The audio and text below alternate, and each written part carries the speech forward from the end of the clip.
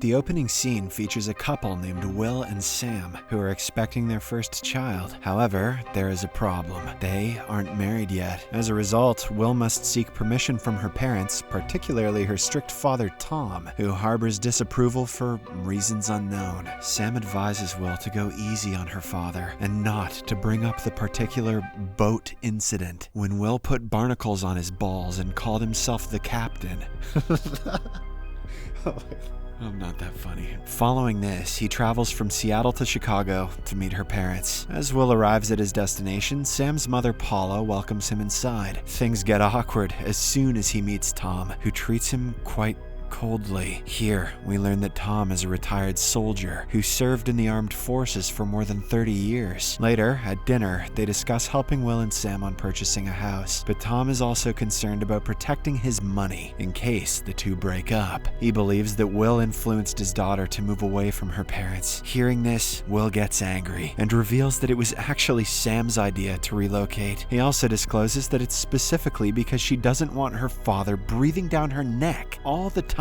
This causes an argument to ensue between the two, and as a result, Will leaves without mentioning about the pregnancy or the wedding. The next day, Sam calls him before his flight back. She seems to be aware of what happened the previous night and decides to talk to him once he reaches the airport. In the midst of their conversation, a strange sound emanates from Sam's background, causing her to be scared. She claims that something is wrong, but before they can discuss further, the line goes dead. Will repeatedly attempts to call back and also leaves a voice message, but he is unable to reach her. He then hurries to the airport to catch his flight to Seattle, only to discover that all flights are canceled. There is a TV news report discussing preliminary reports on a seismic event off the west coast of the US that has disrupted electrical power and telecommunication. Unable to comprehend the situation, Will decides to return to Sam's parents' apartment. As he exits the airport, there is already a huge traffic jam, with people trying to get cab rides. Will then hands extra money to a cab driver and secures himself a ride. Upon arriving at the apartment, he finds that Sam's parents are already packing up to leave. Not being able to reach their daughter worries them as well, so Tom decides to drive to Seattle and get his daughter, rather than waiting for flights. He asks if Will is coming with them, to which the latter says yes, but only if you call me the captain. After this, the two set off on a long road trip to Seattle. As they drive out, they witness that the city has already turned very chaotic. Sometime later, they arrive at a gas station, where a huge pile of cars and people are all fighting for supplies. While filling up the gas, some local goons try to intimidate Will for money. Tom cleverly plays along and tells them that he has cash in the trunk. However, he surprises the thugs by brandishing a gun, scaring them away. As they resume their journey, Will complains to Tom about, "Why are you carrying a firearm?" In response, Dad says that if the goons had taken their car and money, it would already have been game over. After a while of driving, they encounter another problem. The army has closed off the interstate for safety reasons, but upon invoking his prior service as a Marine officer and explaining the situation, Tom manages to persuade them to let his car through. Following this, the two drive non-stop for the entire day. As it gets dark, they are pulled over by a police car. However, it turns out that the driver is not a police officer, but rather a civilian with a shotgun. The man opens fire, prompting Will and Tom to get inside their car and speed away. After a brief chase, the duo manages to escape momentarily, using another abandoned vehicle to block the crazy man's path. They then exit the highway and take a narrow way. Suddenly, some deers come into their path, causing them to swerve and crash, because of course they do. Due to this, the pursuer catches them again. Little did they know that they were dealing with Deer Man. As the man holds Will at gunpoint, Tom manages to attack him from behind and knock him down. This commotion causes Tom's ribs to get fractured. In the aftermath of this event, they use the police vehicle and tow their damaged car to a nearby reservation. There, they meet a female mechanic named Ricky, who agrees to repair their car, but at a higher price. In the midst of this, they witness an unusual sight, a flock of birds flying in an odd formation. After the repair, Tom worries that their car might break down again. Knowing that Ricky wants to go to California, he asks her to accompany them in their journey. The repair girl is initially hesitant, but she eventually agrees when Tom offers her a huge sum of $2,000. Following this, the trio embarks on their road trip. Along the the way, they observe another anomaly. Their compass needle continuously rotates, indicating disrupted magnetic fields in the area. While discussing this, a car in front of them suddenly loses control and crashes, because of course it does. Rushing to the scene to check, they find all the occupants dead. Just then, a group of armed men arrives, prompting the trio to drive away without getting into any further trouble. Later on, they pull over on the side of the road to refill gas into their vehicle. During this, the clouds form a menacing shape,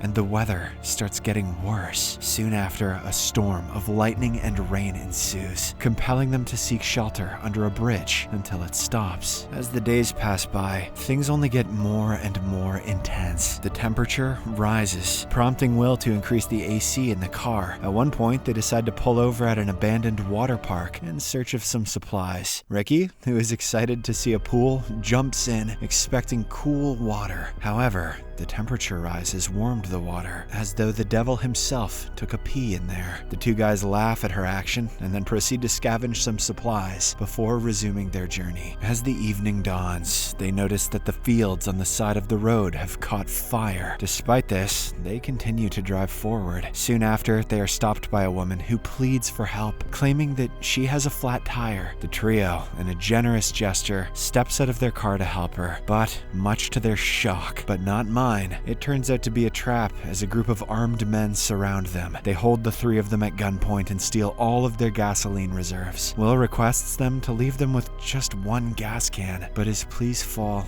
on deaf ears. They rob everything and abandon them to die in the middle of the road. Knowing that they are doomed without fuel, the three decide to give them chase and reclaim their supplies. After an intense chase, they eventually catch up to the thugs. Ricky shoots out the tires, causing their car to flip and crash. With the surrounding fire and the crashed car's leaking gas tank, they barely have enough time to take their gasoline back. But fortunately, they manage to retrieve a can of gas before the car explodes. In the aftermath, all three of them are visibly distressed, but Ricky is even more upset as she believes that she killed them. She also regrets accompanying them in this hell. Will tries to console her, saying that if they didn't do so, they would be dead. However, she is overwhelmed by the guilt, so she asks Will to pull over. She then exits the vehicle and sits down on the side of the road, believing that she needs some time alone to calm herself down. Will and Tom get inside the car and fall asleep. The following morning, the two men wake up to find Ricky and her belongings gone. Unable to do anything about it, they continue on their journey to Seattle. Over time, Tom's health starts to deteriorate due to his fractured ribs. After a while of driving, they come across a train wreck where they make a stop. Will approaches the train to check for some gas, while Tom rests in the car. During this, Tom's lung starts to collapse, making it difficult for him to breathe. Seeing him suffer, Will rushes back to him and injects a needle, alleviating the pressure in his lungs. Back in the car, the two finally begin to open up to each other. Tom, who knows that he won't survive much longer, has Will promise that he will always take care of Sam. He also reveals that he knows about his daughter's pregnancy because she had told him that same night that they had had an argument. It is at this moment that Will brings up the boat incident, in which Tom's precious boat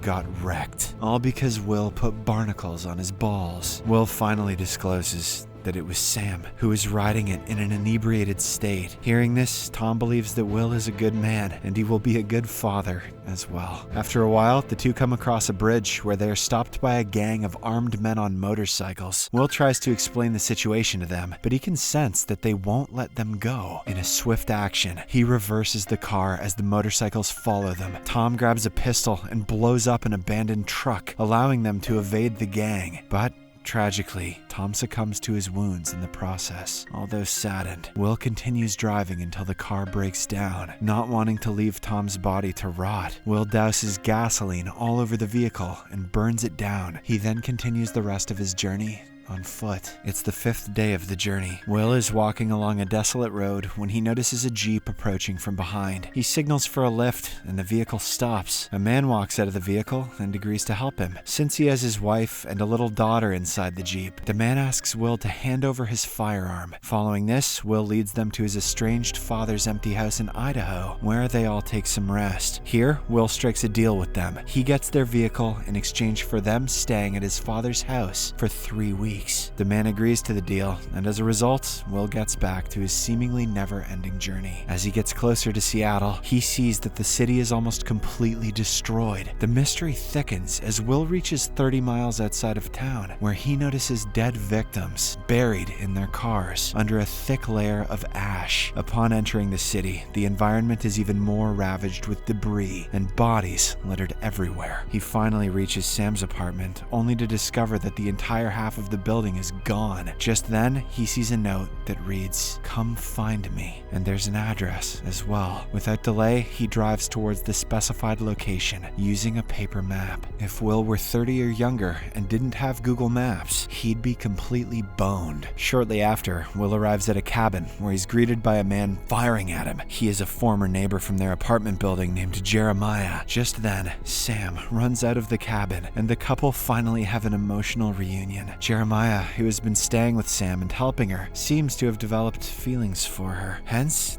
he seems to be a bit jealous. Later that night, Will is awakened by an earthquake. He goes out to see the northern lights in the sky. They don't really look like that, you know. He also notices Sam and Jeremiah hanging out at a campfire. As Will joins them, Jeremiah starts talking about what is causing all of these events. He reveals a deep paranoia, convinced that the disaster is not natural, but the result of an elaborate attack. According to him, a man-made bomb was dropped on the coast and caused the fallout. However, Will completely disagrees with his theory, based on what he has witnessed out there on the road. The following morning, he spots Jeremiah inspecting his Jeep. When he confronts the man, the latter takes him into the woods and tries to kill him. Jeremiah says that he wants Sam to be only his. However, before he can pull the trigger, Will shoots him down in self-defense. Soon after, a volcanic eruption triggers a massive burst of fire, ash, and shockwaves, creating a pyroclastic flow. Seeing this, Will hurriedly takes Sam, and the two speed away from the all-engulfing cloud, barely staying ahead of it. Eventually, they manage to outdistance it as it subsides. The movie ends as they head north, hoping to find a safe place.